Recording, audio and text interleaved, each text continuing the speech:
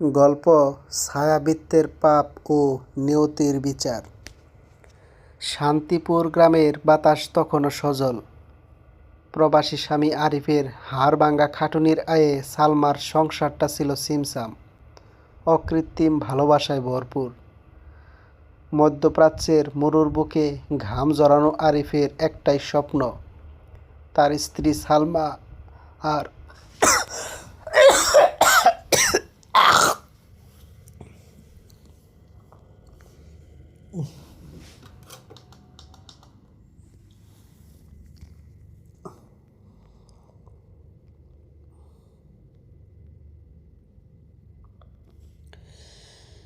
গল্প ছায়াবৃত্তের পাপ ও নিয়তির বিচার।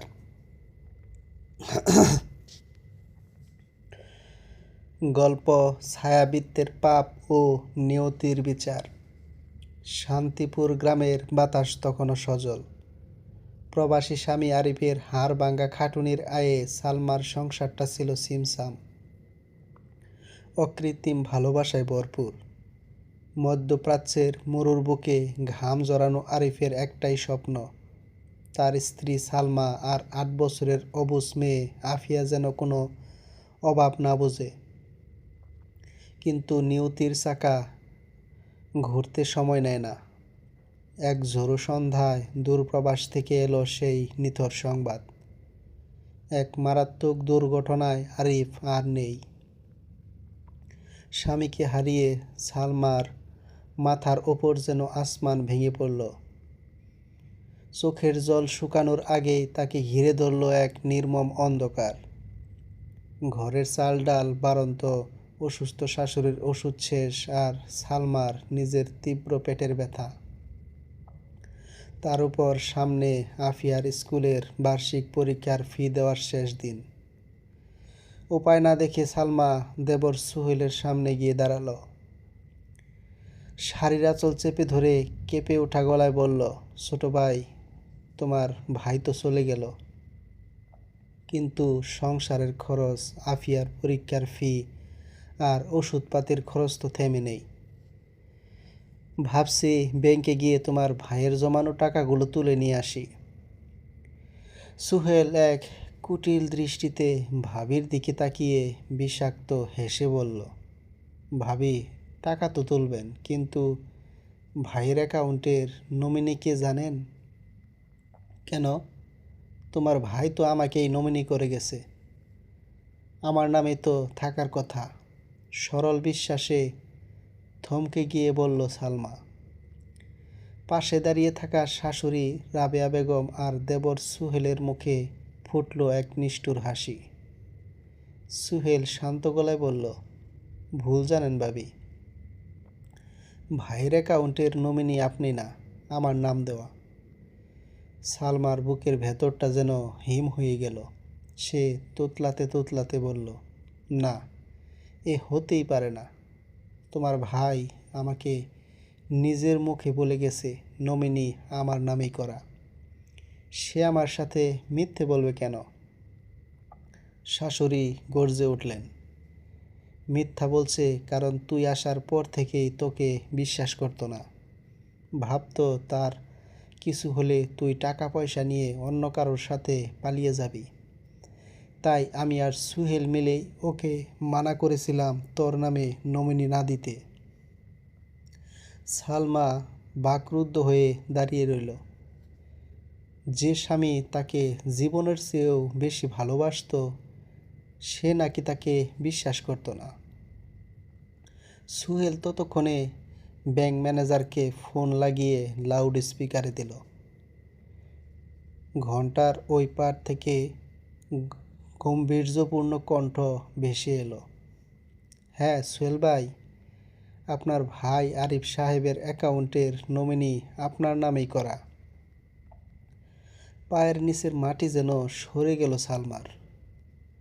সে বুঝতে পারল তার শরীর, তার সরল স্বামীটাকে কিভাবে এই লুবি মা ও ভাই মিলে ছলে বলে কৌশলে চালিত করছিল। পরের দিনই ব্যাংক থেকে ৩.৫ লাখ টাকা তুলে নিয়ে এলো সুহেল। সেই টাকা পেয়ে ঘরের ভেতর যেন ঈদের আনন্দ শুরু হলো। সুহেলের স্ত্রী রেহানা আলমারি খুলে নতুন শাড়ি আর প্রসাধন মেপে দেখতে লাগলো। সুহেল তার বউকে অট্টহাসি হেসে বলল, নে যত পারিস শপিং কর, 3.5 লাখ টাকা তুলে নিয়ে আসছি। ওই ভাবি যেন একটা কানাকড়িও ছুঁতে না পারে। সালমা ঘরের দরজায় দাঁড়িয়ে কান্নায় ভেঙে পড়ল। বিনীত কণ্ঠে আকুতি জানিয়ে বলল, সুহেল, তোমার ভাইয়ের রক্ত জল করা টাকা থেকে আমাকে কয়েকটা টাকা দাও না ভাই। আফিয়ার বই খাতা কিনতে হবে, পরীক্ষার ফি দিতে হবে। তোমার যা লাগে নাও, বাকিটা আমাদের দাও। সুহেল মুখ বাঁকিয়ে বলল, কি বলছেন ভাবি? ভাইয়ের অ্যাকাউন্টে টাকা ছিল মাত্র 40,000, আর আপনার জামাই আসার পরে বাজারে, মুদি দোকানে, নাপিতের দোকানে যে বাকি রেখে গেছে সব টাকা শোধ করতেই আমার পকেট থেকে আরও 10,000 টাকা বেশি গেছে। উল্টো আপনার কাছেই আমি টাকা পাবো। মিথ্যা বলো না সুহেল। সালমা শিউরে উঠে চিৎকার করে বলল, তোমার ভাই জীবনে কারোর কাছে থেকে একটা টাকাও বাকি খায়নি। গতবার দেশে এসে সে আমাকে নিজে ব্যাংকের কাগজ দেখিয়ে বলে গেছে তার অ্যাকাউন্টে 3.5 লাখ টাকা জমা আছে। তোমরা এতিম বাচ্চার হক মেরে খাচ্ছ, আল্লাহ কিন্তু সইবে না। সুহেল ধমকে উঠে বলল, যান যান ভাবি, আমার ভাই আমাকে নমিনি করে গেছে, তার মানে এই টাকার মালিক আমি। আমার টাকা আমি যা খুশি করব। বেশি কথা না বলে এখান থেকে যান।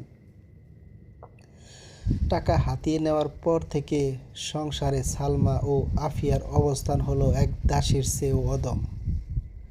ভোর থেকে গভীর রাত পর্যন্ত অসুস্থ শরীর নিয়ে সালমাকে ঝাড় দেওয়া, রান্না করা, থালা বাসন মাজা, কাপড় ধোয়া এবং গরু ছাগলের চড়ানোর কাজ একা হাতে করতে হতো। একদিন পেটের তীব্র ব্যথায় সালমা বিছানায় এলিয়ে পড়েছিল। শাশুড়ি এসে চিল্লাচিল্লি শুরু করলেন, জমিদারের মেয়ে শুয়ে আছিস কেন? বেলা 10টা বাজে, রান্না করবে কে? ছোট বউ রেহানা সেজেগুজে এসে বলল, ভাবি, কলপারে আমার আর আপনার দেবরের এক গাদা কাপড় আছে, সেগুলো ধুয়ে রাখবেন। আর আমরা ঘুরতে যাচ্ছি, এসে যেন গরম গরম খাবার পাই। আপনার জামাই মরে গেছে, আমার স্বামী যে আপনাকে বসিয়ে খাওয়াচ্ছে, এটাই তো অনেক। সালমার চোখ দিয়ে জল গড়িয়ে পড়তে লাগলো। যে দেবরকে তার স্বামী সন্তানের মতো ভালোবাসত, আজ তারা তাকেই বাড়িতে কাজের মেয়ে বানিয়ে রেখেছে। তার উপর ঘটল আর এক হৃদয় বিদারক ঘটনা। বাজারে আনা চিপস ও চকলেটের প্যাকেট দেখে অবুঝ ছোট মেয়ে আফিয়া হাত বাড়িয়ে একটা চকলেট তুলে নিয়েছিল। অমনি রেহানা আর সুহেল এসে 8 বছরের ছোট বাচ্চাটার গায়ে হাত তুলল এবং তাকে চোর বলে গালি দিয়ে চর মারল। সালমা মেয়েকে বুকে জড়িয়ে ধরে ডুকরে কেঁদে উঠে বলল, একটা চকলেটের জন্য তোমরা এতিম বাচ্চাটাকে চোর বানালে? তোমরা আমার স্বামীর লাখ লাখ টাকা মেরে শপিং করেছ, আর আমার মেয়ে একটা চকলেট হাত দেওয়ায় তাকে মারলে। কিন্তু চরম আঘাতটি এলো পরীক্ষার সময়। আফিয়া কেঁদে কেঁদে মায়ের কাছে এলো, মা, আমার খাতা কলম শেষ, সামনে বার্ষিক পরীক্ষা, স্যার বেতন আর ফি চেয়েছে। সালমা সোহেলের কাছে গিয়ে আবার হাতে পায়ে ধরে বলল, সোহেল, আমাকে 3,000 টাকা দাও, আফিয়ার স্কুলের ফি আর খাতা কলম কিনে দেই। ওর বাবা স্বপ্ন দেখত মেয়েকে লেখাপড়া করিয়ে বড় অফিসার বানাবে। সোহেল অট্টহাসি হেসে বলল, বাপ মরা মেয়ের আবার পড়াশোনা কিসের? এসব ফালতু কাজে 1 টাকাও দিতে পারবো না। পড়াশোনা বন্ধ করে ওকে অন্যের ঘরে কাজ করতে পাঠিয়ে দেন। আর আপনি তো অনেক শিক্ষিত ছিলেন, এই সংসারে এসে কি হয়েছেন? কাজের মেয়েই তো। বাপ মেয়ের পড়াশোনার স্বপ্ন দেখা বন্ধ করেন। পাপের ঘরা পূর্ণ হলো। এক দুর্যোগের রাতে হঠাৎ গভীর রাতে আফিয়ার প্রচণ্ড জ্বর এলো। শরীরে খিঁচুনি, বমি আর দন্তক পাটি লেগে যাওয়ার উপক্রম। সালমা একলা রাতে কান্নাকাটি করে সুহেল আর রেহানার দরজায় ধাক্কা দিতে লাগলো। সুহেল, রেহানা, দরজা খোলো, আফিয়ার ভীষণ জ্বর, মেয়েটা বমি করছে, একটু হাসপাতালে নিয়ে চলো, কিছু টাকা দাও। রেহানা ভেতর থেকে কটু গলায় বলল, এত রাতে কোনো ঢং আমরা সহ্য করব না। টাকা হাতানোর নতুন নাটক ধরেছ। আমার স্বামী কোথাও যাবে না। সুহেল দরজা খুলে রুক্ষভাবে বলল, আমার কাছে কোনো টাকা নেই। মাথায় পানি ডালেন, ঠিক হয়ে যাবে, যান এখান থেকে। বন্ধ দরজার সামনে দাঁড়িয়ে সালমা সেদিন অনুধাবন করল, এই পাষাণপুরীতে থাকলে তার সন্তান বিনা চিকিৎসায় মারা যাবে। পরদিন সকালে সালমার বৃদ্ধ বাবা খবর পেয়ে এসে হাজির হলেন। নাতনি আর মেয়ের ওপর অত্যাচারের কাহিনী শুনে বৃদ্ধ ক্ষোভে দুঃখে ফেটে পড়লেন। সালমার বাবা সুহেলকে ধিক্কার দিয়ে বললেন, তোরা মানুষ না, তোরা পশুর চেয়েও অধম। বড় ভাই তোকে কলিজা দিয়ে ভালোবাসতো, আর তুই ভাই মারা যাওয়ার পর তার এতিম সন্তানের হক মেরে খাচ্ছিস। সুহেল উল্টু গর্জে উঠল, বলল, আপনার মেয়ে অলক্ষী, ও আমার ভাইকে গিলে খেয়েছে। বেশি কথা বললে ঘাড় ধাক্কা দিয়ে বাড়ি থেকে বের করে দেব। সালমা তার জীর্ণ থলেতে মেয়ের দুটো জামা গুছিয়ে নিয়ে বাপের পাশে এসে দাঁড়ালো। শাশুড়ি আর দেবরের দিকে তাকিয়ে ধীর কিন্তু ধীর কণ্ঠে বলল, আজ আমি আর আমার মেয়ে এই বাড়ি থেকে খালি হাতে বের হয়ে যাচ্ছি। কিন্তু মনে রাখিস সুহেল, বিধবার চোখের জল আর এতিমের দীর্ঘশ্বাস বড় ভয়ঙ্কর জিনিস। অন্যের হক মেরে সাময়িকভাবে হয়তো জেতা যায়, কিন্তু সেই জিতে কোনো দিন শান্তি পাওয়া যায় না। আজ তোরা আমাদের তাড়িয়ে দিচ্ছিস, কিন্তু একদিন সময় আসবে, আল্লাহর বিচার তোদের এই অহংকার ধূলিসাৎ করে দেবে। সুহেল পাড়াময় রটিয়ে দিল যে সালমা চরিত্রহীন, তাই অন্য কোথাও পালিয়ে গেছে।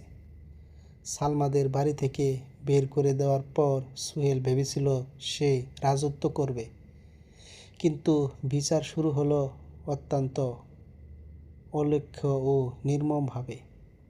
এক রাতে গ্রাম জুড়ে হাহাকার পড়ে গেল।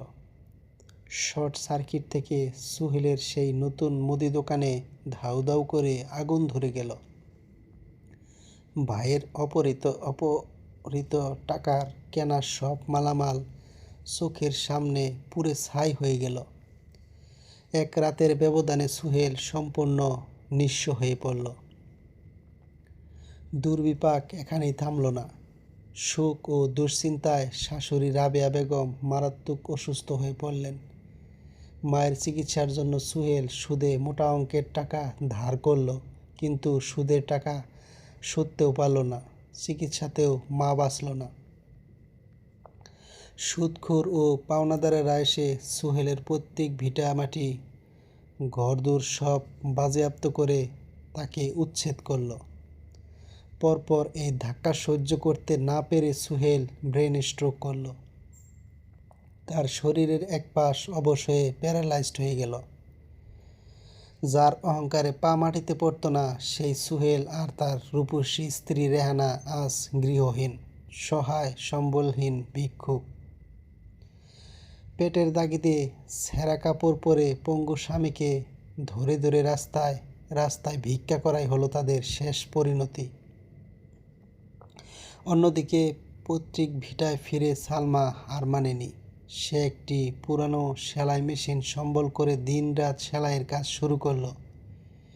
চোখের জলকে শক্তিতে পরিণত করে না খেয়ে থেকে রাত জেগে সেলাই করে অর্জিত প্রতিটি পয়সা সালমা খরচ করলো মেয়ের পড়াশোনার পেছনে। আফিয়াও মায়ের এই আত্মত্যাগ বৃথা যেতে দেয়নি।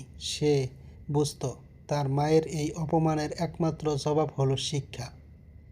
আফিয়া মাধ্যমিক ও উচ্চ মাধ্যমিকে গোল্ডেন A+ পেল।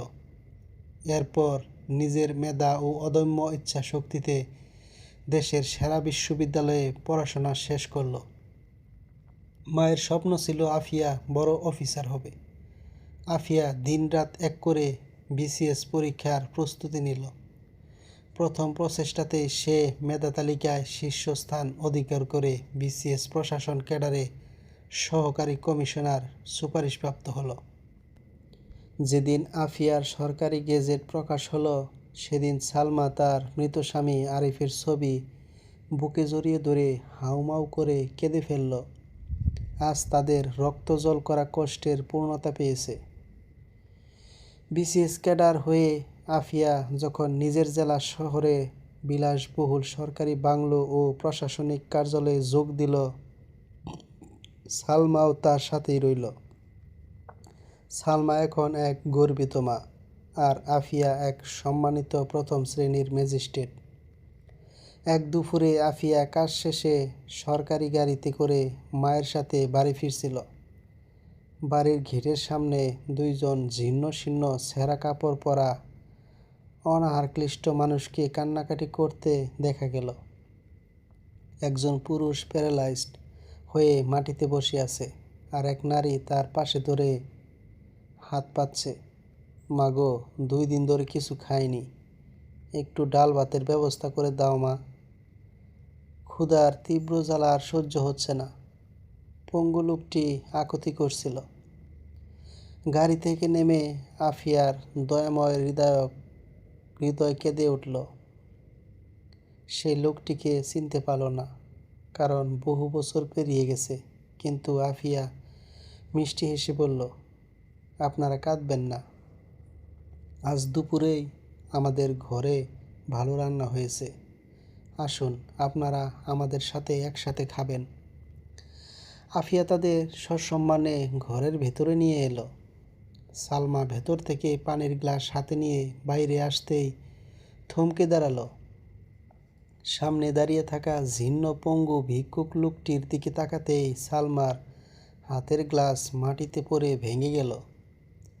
সামনে দাঁড়িয়ে আছে তার দেবর সুহেল আর যা রেহানা।